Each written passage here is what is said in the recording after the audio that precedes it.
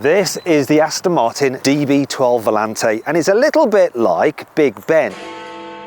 You see, it looks very similar to what it did before on the outside when it was the DB11. However, underneath the skin, it's been thoroughly modernised. Did you know that Big Ben now has a lift in it and like LED lighting and all that kind of stuff? Anyway, what I'm going to do is tell you what's new about this car by talking you around the exterior, sort of like floating, showing you the interior. They've thought about the British customer too. Trying out its technology and just get you to turn on. Tell you what's good about it.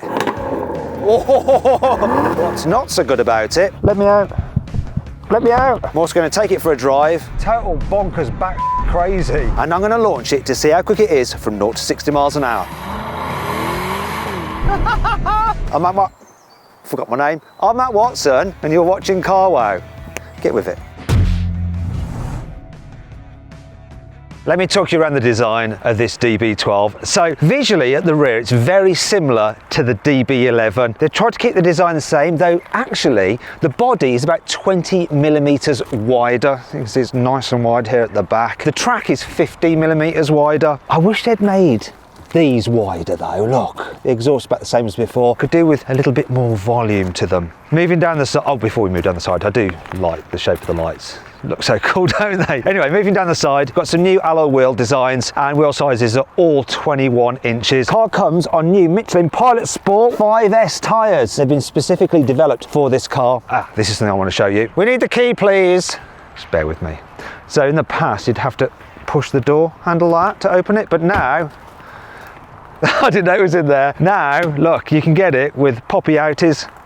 So when I unlock it, that pops out. Though I do still think this design, the way you hold on to it, just isn't as easy to use as a normal handle like that. Okay, I love the way the side skirts just swoop out and part of the body. And this isn't that's new. Overall, the car's body may be 20 millimeters wider, but from door mirror to door mirror, which is the widest part, it's exactly the same as the DB11. Reason being, come around here and look at this. You have smaller door mirrors because they're now frameless.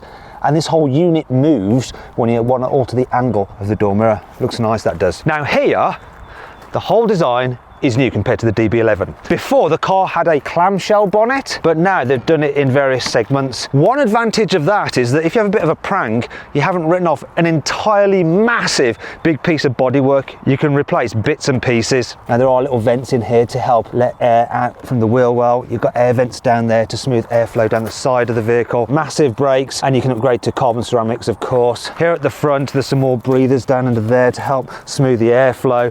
You've got matrix LED headlights with the new Aston Martin headlight design, liking those. I really like this part of the car as well with the grille, the way it's sort of like floating. Then you've got this lower part of the bumper. You might be wondering what the heck that nasty bit of black plastic is. That's for the auto cruise, it's the radar system in there. Unfortunately, you can't paint it, so it's a bit obtrusive. The trade-off is though, you do get auto cruise control on this car, which is nice and handy if you're doing longer journeys. After all, it's supposed to be a GT, although Aston now like to call it a sports GT, so it's just a little bit more fun to drive than a standard GT apparently. This Aston Martin DB12 Volante starts from £205,000. Now this interior, you might not think it, but it is pretty much completely standard. It's what you get at that starting price. The only options that I have on the inside here, the upgraded stereo, and I've got the cooled function on the seats. You get things like heated seats as standard, you get auto cruise as standard, lots of kit as standard, but there's nothing standard about the way this thing feels on the inside. The leather is lovely, the design, it's just, oh, it's so bespoke feeling. Love these aluminium panels in here, aluminium here as well.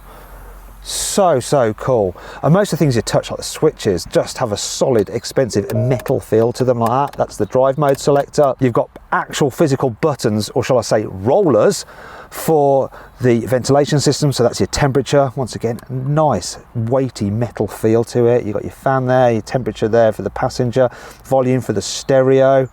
It's all very nice. There's just a few bits and pieces that don't feel quite as exquisite, like this indicator stalk there. That's very Mercedes-like, and the heater vents, a bit plasticky. It's especially when you compare them to the heater vents that you get in a Bentley Continental GT. But other than that, oh my gosh, like just the stitching on the seats. I love the colour of this interior. There's like 25 different colour choices on the configurator, but with Aston Martin's Q, you can pretty much have whatever colour you want. And I love these seats, they're amazing. Oh, it's so comfy and they look great, especially with the roof down, sun shining on this real nice light interior trim. So this car, it has a new infotainment system for Aston Martin. The old system was like some hand-me-down from Mercedes from back in the day. This one is much nicer, high definition screen. If I can just get you to turn on. Turn on. It was on a minute ago, but now I'm filming it, it doesn't want to be on. Oh, there we go. So this is connected to Apple CarPlay. You've also got Android Auto as well. I could go into the menus for the actual system for Aston Martin, but you're not going to use those, you're going to use your phone. Doesn't have wireless Apple CarPlay or Android Auto, but if you buy the car, you'll be able to get an update so it goes wireless in future, like the later models will. Oh, look, storage. We've got some cup holders here, and you have some storage under here, 2 USB-Cs, old school 12-volt socket. Underneath here, look, follow my hand. That's your wireless charging pad for your mobile phone. We have a incy-wincy tiny glove box. There we go, it's pretty small, isn't it? But you could fit some gloves in there, which is really all you need, I guess. You have absolutely glorious, expensive feeling sun visors. It's like bespoke luggage. Nice vanity mirror as well. It's just a shame there's no light for it. The rear view mirror, like the side mirrors, they're frameless, so great visibility out of that. And yeah, this is a bit of a problem though. The door bins are quite small and shallow, so things will probably drop out of there. You can put a lot of stuff in there, but there's not room for a big bottle. Does that really matter in a car like this? Maybe not. In terms of the seating position, yeah, it's really nice. You can tell this is a car that's been built in England because the seating position is perfect. It hasn't been set up left-hand drive. They've thought about the British customer too. And of course, you have an electrically operated steering wheel. And the controls for the seats, if you just give me that, I'll show you where they are. Otherwise you won't see it. So that's how you control the seat, just down here. And you've got lumbar support on that one. And you can switch between higher and lower lumbarage. Now wish me luck, because I'm going to test out the back seats, because this is a 2+2. So let me get into my ideal driving position. That's about right. This could be awkward. I almost think that the rear seats are more for show, because they do look great. I love the back of them. This is just a nice design. Let's see if I can fit in them though. Right. Oh. Come on, don't break my legs. Nah, see, knew it was pinching me. Rory, yes. Would you mind just climbing in the car and trying to get yourself comfortable? How tall are you? 6'1", 6'2". 6'1", so quite a large lad. Go on, climb in. More ways than that. Now, if you were to give me a lift back from the pub, get to a position you can drive. There we are.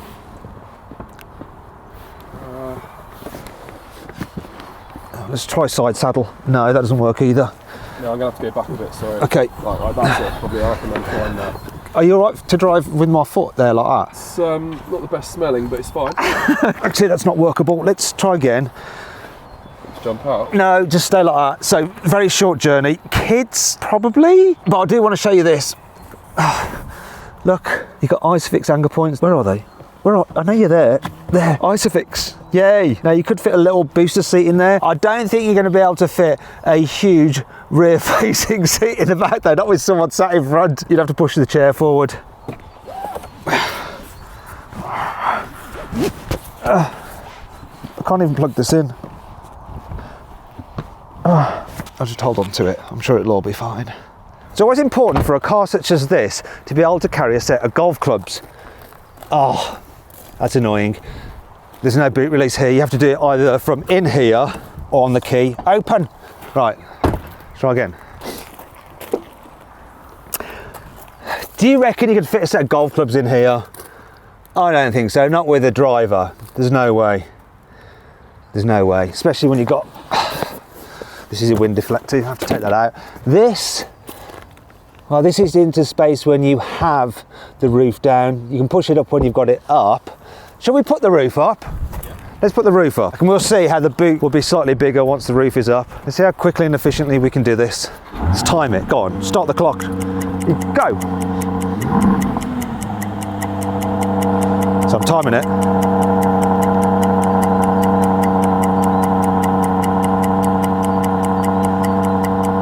quite nice mechanism. And the back windows. Oh no. I think he panicked and pressed the button twice. Anyway, for the roof to go up, if it had done it properly, it's just over 15 seconds. Now let's have a look at that boot again. Oh, gotta go and release it. See, I told you it's annoying. Okay, where are you? There we go. Now, with any luck, I should be able to push this up, look. There we go, so the boot is a bit bigger. Let's see if it's big enough for a man. If it's big enough for a man, I'll forgive it of not being able to fit some golf clubs. Go on, Lewis, give it your best shot. And when I tap, you need to release me.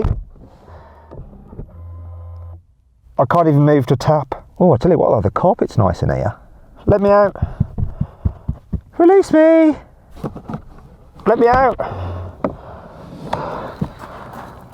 Just you had to go all the way around. I forgot to let me out. And there we go. Some really extensive, useful consumer testing of the new DB12's practicality. Oh, anyway, that brings on to 5 annoying things about this car. This black plastic trim here scratches really badly. Have a look at this. The car's only done about 1,600 miles. Now you could put PPF over that, but I wonder if you're ever going to be able to open and close this again, because there's not much of a gap there. And if you put film on it, it'll probably snag or gather up, which wouldn't be ideal. The reversing camera's really low to the ground. That's going to get covered in grime pretty soon, and it doesn't have a wash facility like you get with many other cars. Here's what a wash facility looks like and does. Woo! So with this one, you're going to have to get out and lick your thumb and go out to clean it, which isn't very £205,000 worth. You get quite a few reflections on the new digital dash. Now the definition's a lot better than before, but I just do wonder that it could be a bit annoying in certain direct sunlight. Also, if you look at this, the system isn't the fastest. Can you see? Like, it's a little bit slow to respond. And I don't like this button when you have to scroll down and it's touch sensitive. And I think I find that when I'm driving it occasionally, if you hold the wheel like that, you might accidentally press the buttons with the pad of your thumb there, like that. See? As part of the upgraded Bowers & Wilkins stereo, you get this lovely speaker here with this nice metal grille. Unfortunately, it's right where your elbows go if you're in the back seat. Can you see all this? It's been dented to absolute buggery. That's a shame. The interior of this car is hand stitched, and we can see a little bit of human error in places, so that's a bit wibbly wobbly. But this part, this stitching here, is really quite on the piss. That would do my OCD in quite a lot. For some reason, Aston Martin hasn't fitted individual switches for the back windows. Obviously you have them for the front windows like this, look. Yeah. And this is the other one. I don't know why I'm proving this, it's pretty blooming obvious, right? However, to operate the rear windows, you have to use the roof switch. So you pull it towards you like that, and then it'll allow all windows. And then to put them back up again, you do that. But if I want the rears down on their own, how do I do the rears on their own? Oh, why has that gone and stayed down there? What's going on with this? What? Is this random? Is the methodology to this? Why couldn't I just have had some individual switches? Then it would all work as I want it to. Now I put these windows up and I can have those backs back down. Yeah, but what happens if I want that one up and that one down? Can I? Did it read my mind or is it just broken? I don't know. Can I do this one down on its own? Read my mind, car. I want this one down on its own. Just. What? I have no idea what's going on. Let's move on to 5 good things about this car. Even though the DB12 is based on the DB11, about 80% of the parts are new. This car's also stiffer. For instance, it's got this new brace bar across the front shock towers. This means between the two shock towers, the stiffness has increased over the DB11 by 130%. There's other bracing panels at the rear of the car as well, which help increase the stiffness over the rear shock towers by 40%. Car's been fitted with some new adaptive dampers. Unlike the adaptive dampers on the previous car, the DB11, they are so much more adjustable. So there's about 500% difference in adjustability compared to the old car. That should give you a broader range of capability, which I'll find out about when I drive it. If you've got a small baby and you need to carry them in one of those big bulky rear facing seats, don't worry, you can get Isofix anchor points here in the front seat as well. Plenty of space here for one of those carriers. Also, you can upgrade the back seats to have a lovely wood finish on the back. So nice. Plus, there's another 2 options of seat. There is a sport seat, which is more body hugging with slightly bigger side bolsters, and a rather glorious carbon fibre seat as well. I love the fuel filler cap on this car, not because it's anodised aluminium or anything flash like that, it's because it actually doesn't have one. It's useful, you can just slot the fuel nozzle straight in, no messing about. I know you have that on a Ford Focus, but it's handy on a car such as this, which you might have to fill up quite a lot. This car has 5 different driving modes. There's GT, Sport, Sport Plus, and as you move through those, the settings for the steering, the throttle response, the gearbox, the exhaust noise, and so on and so forth, gets more and more aggressive. Dampers as well get stiffer and stiffer and stiffer. However, there's also an individual mode where you can set it up just as you want and mix and match the settings. Plus, for the first time, Aston Martin has added a wet mode where everything's dialed back, nice, safe, and secure. And it has the ESP in its most cautious setting. Speaking of which, they have a new ESP system fitted to this car. So it'll do things like measure steering angle, throttle position, how you're driving, your slip angles, all that kind of stuff. And it has a special sensor in the middle, and it can work out whether you've got the skills or not, and it will dial back or implement the ESP as necessary, depending on what it thinks you're going to do and what you're capable of. Now, because you've got that wet mode, they've been able to actually widen the envelope for the ESP. So when you're just in normal mode, it will give you some slip. Go into Sport Plus or track mode, and then it will give you a little bit more slip so you can have even more fun. You can even turn it all the way off and then alter the amount of traction control, so how much the wheels will spin, going from 1, which is the safest setting, to all the way off just by turning the dial. And that works in conjunction with the new electronically controlled limited slip differential on the rear axle to help give you some pretty epic slides. Unfortunately, I can't do any donuts on this surface because I'll end up firing stones everywhere. Let's have a listen to this engine. Start it up.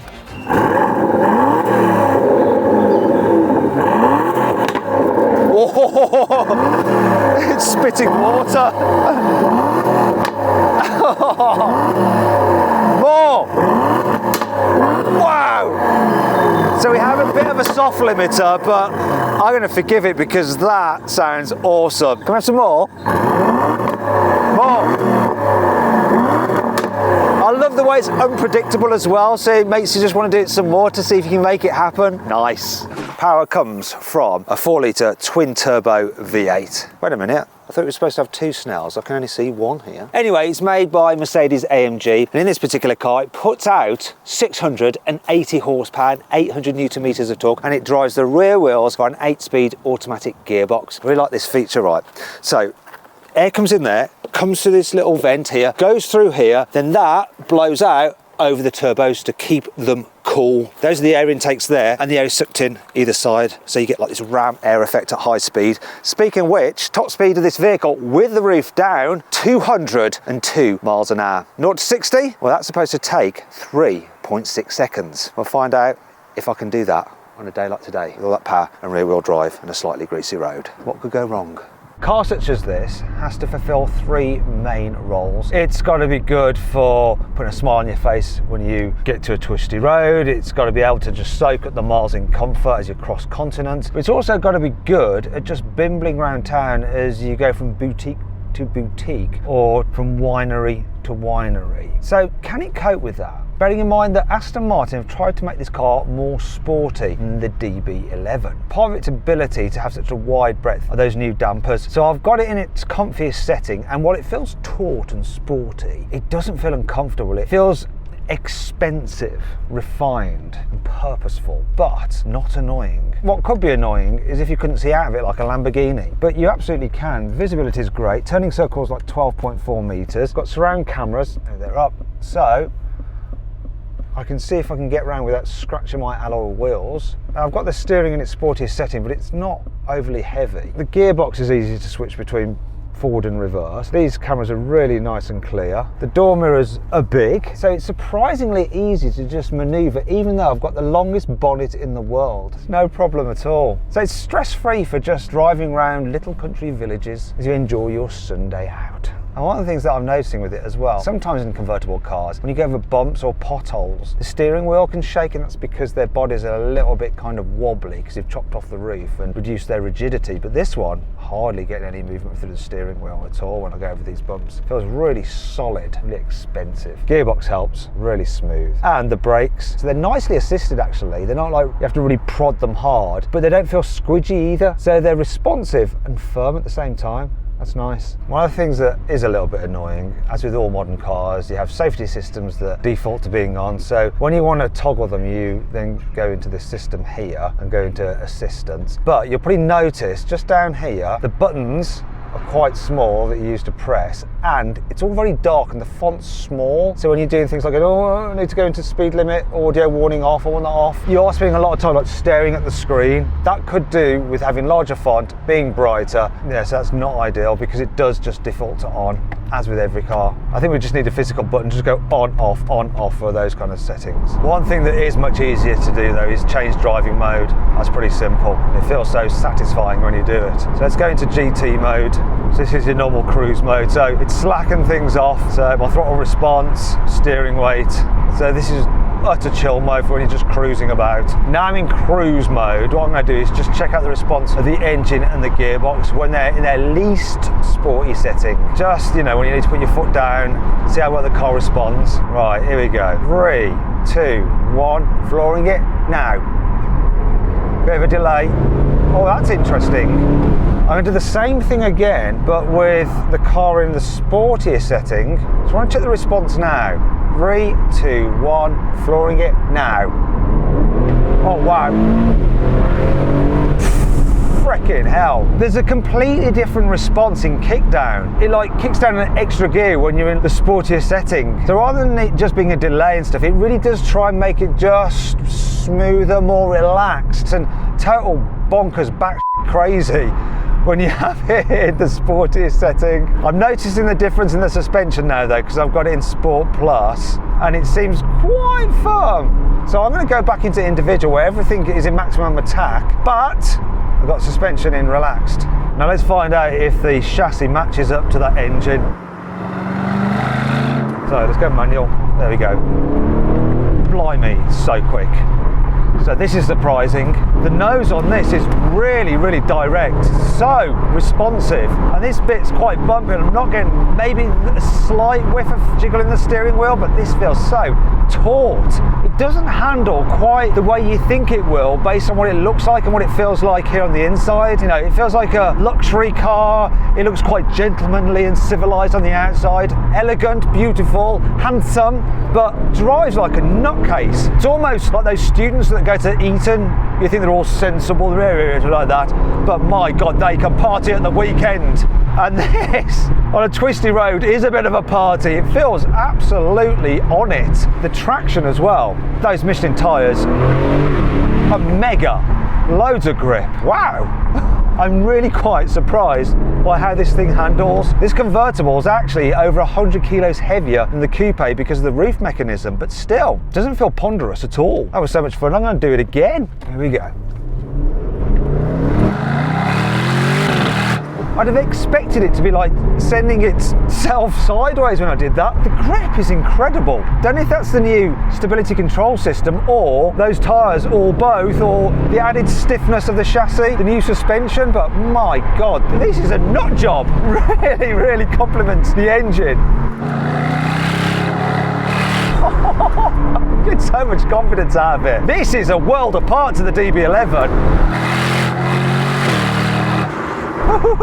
Wow. If there is one thing I would change, I'd like a slightly daintier steering wheel. It's a bit too BMW in its girth. I like a more delicate rim. Now let's find out just how quick this car really is. 0 to 60 is supposed to take 3.6 seconds. Let's see what we can do. Race start. That's hooked, that has. Bang on the money, 3.6 seconds. Lie? They do not. Traction is amazing. Thought it like spin up its wheels. This just boom, went. Wow. Right, let's see how long it takes to stop from 60 miles an hour. So 3, 2, 1, now. How many metres? Be less than 35. Whoa, that's good. 31 metres. It goes well and it stops well. Just one last thing. Let's put the roof up. Oh.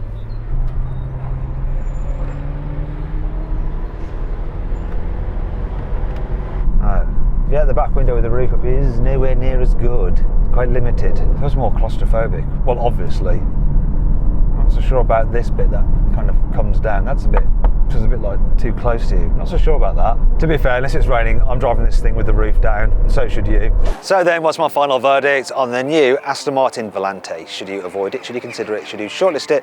Or should you just go right ahead and buy it? Well, I reckon you should shortlist it. It looks lovely, it feels luxurious inside, it's massively improved, it's got monumental performance, and it's surprisingly sporty to drive as well for a GT. Sorry, not a GT, it's a GT sports car. Anyway, yeah, it's nice.